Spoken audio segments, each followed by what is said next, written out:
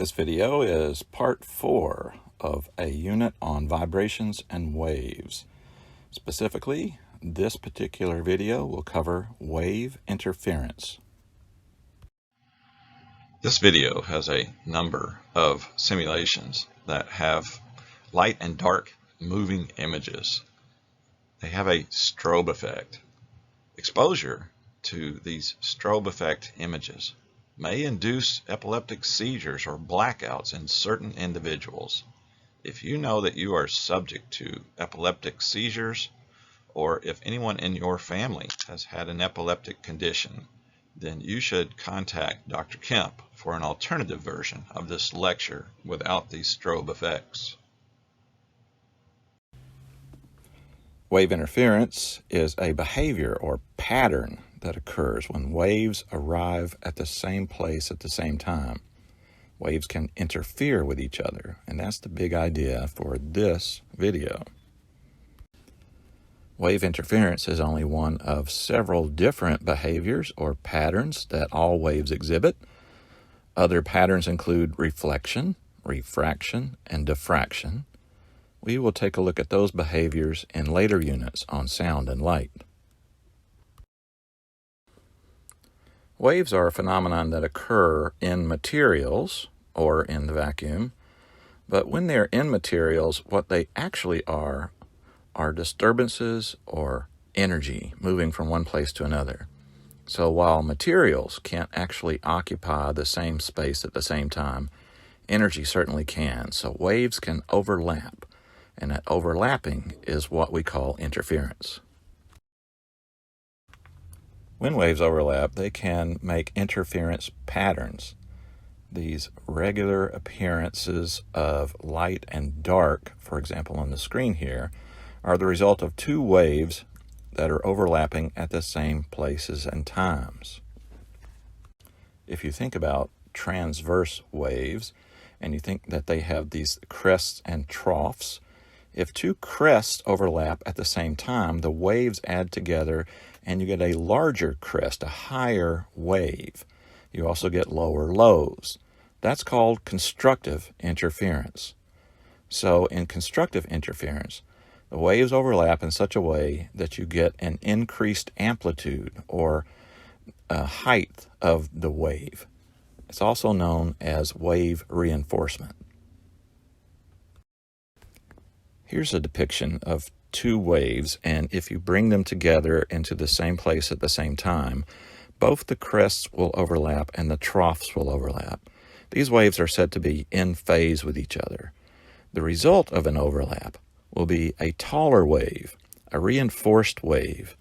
It has twice as much energy as the individual waves. So constructive interference results in waves of higher energy or taller amplitude.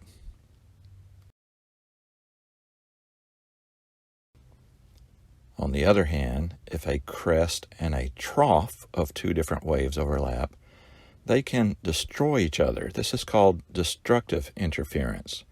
The high part of one wave fills in the low part of another, resulting in a cancellation of the waves. Here's a depiction of two waves that are said to be out of phase. As one is rising, the other is falling.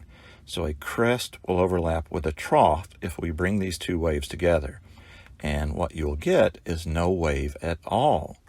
The wave can completely disappear while the waves are out of phase with each other. This is called destructive interference.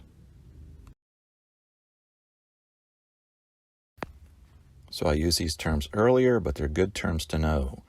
If we use the terms out of phase, that means the waves are arriving at the same place and time, but the one will have a crest while the other is having a trough at that particular place you're looking at.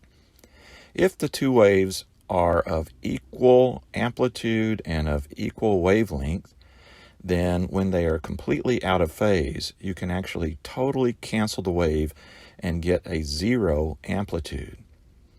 On the other hand, if waves are in phase, the crests are arriving at the same place and time, and you can get higher crests and lower troughs. You get a wave of greater energy. those waves are in phase. You may have gotten the impression from the previous slides that waves have to travel in the same direction in order to interfere, but that's not the case. Here are two waves, A and B, that are traveling in opposite directions.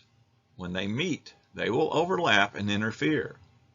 If they have basically the same waveform, then they'll add together and make a single higher wave crest in this particular case.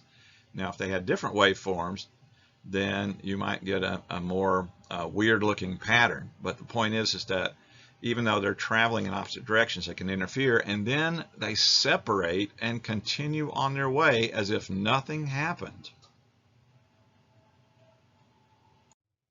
So here is an animation of the phenomenon shown on the previous slide with the two pulses having slightly different amplitudes. And you can kind of see, if you watch really briefly in the middle, when they're making their highest peak, but right before that and right after that, there's kind of a double peak. So lots of different waveforms can be the result of interference. Let me show you that in another simulation. Here you can see that wave interference happens continuously as long as the waves are occurring. So you see that bottom darker line, that represents the superposition of the two waves above.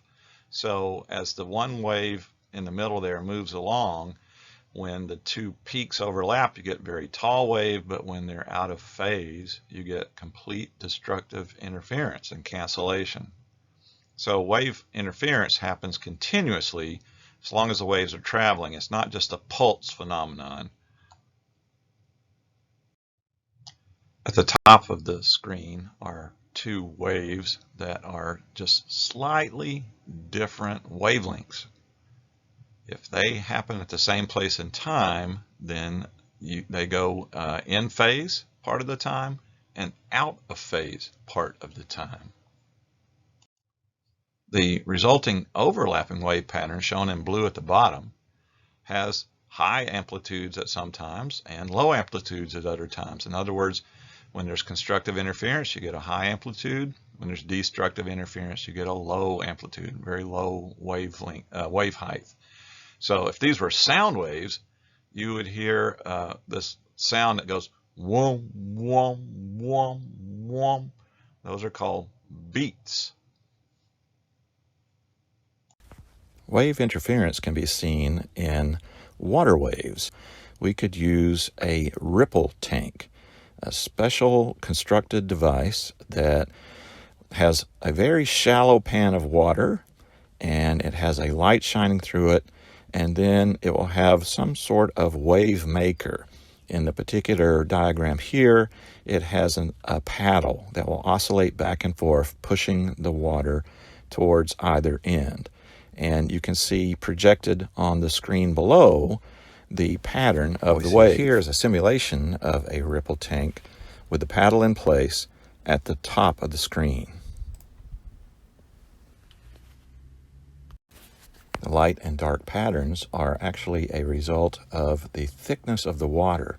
Where the water is very shallow, you see a lighter green color, and where the water is very thick or tall, that's where you see a black shadowy region. So this is simply a simulation of what you would see if you were looking at the pattern produced by a board shaking back and forth in a shallow pond of water. Of more interest to us is what happens when you replace the paddle in the ripple tank with a single point source of a wave, something that's known as a dipper. So this is just a little piece of metal that will bob up and down, producing these ripples in the water. Now watch what happens when we show a simulation of the dipper at the top of the screen. This is with a single source, a single dipper. What's really interesting is to see what happens when you have two waves at the same place at the same time that are caused by two dippers. So here's the pattern with two dippers. You see them at the bottom of the screen this time, and you'll notice that they are definitely making a weird looking pattern. At the middle top of the screen, you see waves from the single top dipper. But on either the left or the right side of the screen, you see where the waves are overlapping. Where they overlap and completely out of phase, you see fuzzy areas. So here's a still photo of a ripple tank with 2-point sources, and you can definitely see the interference pattern. Those fuzzy areas where complete destructive interference is occurring, and then the darker and lighter in between is where constructive interference is occurring. One thing I need to add is, though we have constructive and destructive interference, those waves actually are separate waves caused by separate sources and will continue moving. So even though it appears like the wave is destroyed, that only occurs at certain points. The wave itself actually moves right through that point, and that energy keeps on going. Interference patterns are not confined just to water waves. You can see them also in light waves, or you can hear them in sound waves. What we see on the screen right now are two transparent plastic sheets that have concentric circles printed on them. And when you overlap them slightly out of phase, you can see the interference patterns. These are called moire patterns. It's actually a phenomenon that was named for a particular silk fabric, where you can see this phenomenon occurring in the silk. So as I said, interference is a characteristic of all waves. We will see it when we look at sound waves in a later unit and light waves in a unit after that. Interference occurs in all types of waves, and you can have constructive interference where the two waves overlap in phase, or destructive interference where they are out of phase. Now, in this particular video, we're showing idealized examples where the two waves have the same wavelength and frequencies and amplitudes. But in real life, waves come at you from all kinds of different sources and different directions, and with all sorts of different frequencies and amplitudes. And so interference can be quite a complicated phenomenon. So there are other wave behaviors besides interference that we will be looking at when we get to sound and light in later units.